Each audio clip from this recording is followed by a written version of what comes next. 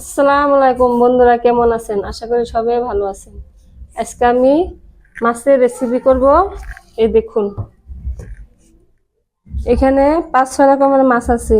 বাইম মাছ, ট্যাংরা মাছ, গুত্তুম, গড়াই, মিনি, শিং মাছ। এই দেখুন, এগুলো আমি কষাবো।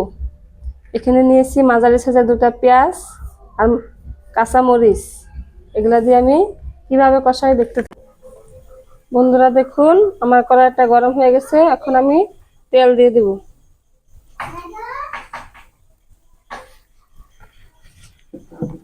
বন্ধুরা, আমার তেলটা গরম হয়ে গেছে। এখন আমি পেঁয়াজ কুচি দিয়ে দিব।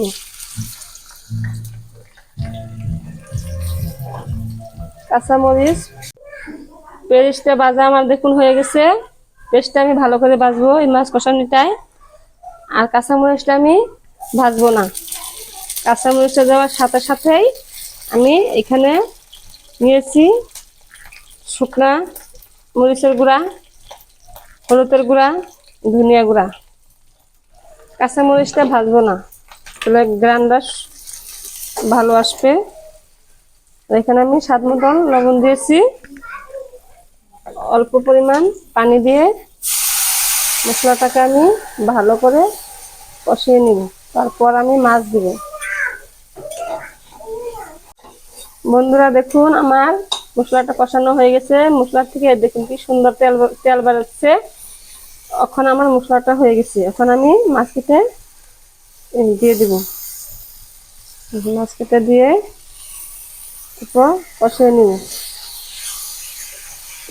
নাড়াচাড়া দিয়ে। তার বন্ধুরা দেখুন, আমার মাছ কষানো নাড়াচাড়া হয়ে গেছে। এখন আমি ঝোল দিয়ে দিব। কষিয়ে নিয়েছি। এখন আমি পরিমাণ মতো পানি দিয়ে মাছটা ঝাল করে নামাই নেব।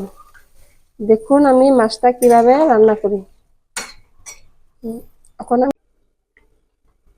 বন্ধুরা দেখুন, আমার মাছ কষানো হয়ে গেছে। এখন আমি জিরা দিয়ে অল্প লাড়া দিয়ে 1 মিনিট জাল করে নামিয়ে নিব। এখন আমি ঢাকা দিয়ে দিব। আমার মাছ কষানিটা হয়ে গেছে। এখন আমি নামিয়ে নিব। নামিয়ে আপনাদেরকে খেয়ে আমি দেখাচ্ছি কেমন হয়েছে। বন্ধুরা দেখুন, আমার মাছ কষানো হয়ে গেছে। এখন আমি আপনাদেরকে একটা খেয়ে বলছি কেমন হয়েছে। সেই মজা বন্ধুরা, আপনারা এরকম করে মাছ কষা খেয়ে দেখবেন কেমন লাগে। আমার তো বন্ধুরা, আমার রান্নাটা যদি আপনাদের কাছে ভালো লাগে তো একটা লাইক করবেন, কমেন্ট করবেন, শেয়ার করবেন, সাবস্ক্রাইব করবেন বন্ধুরা।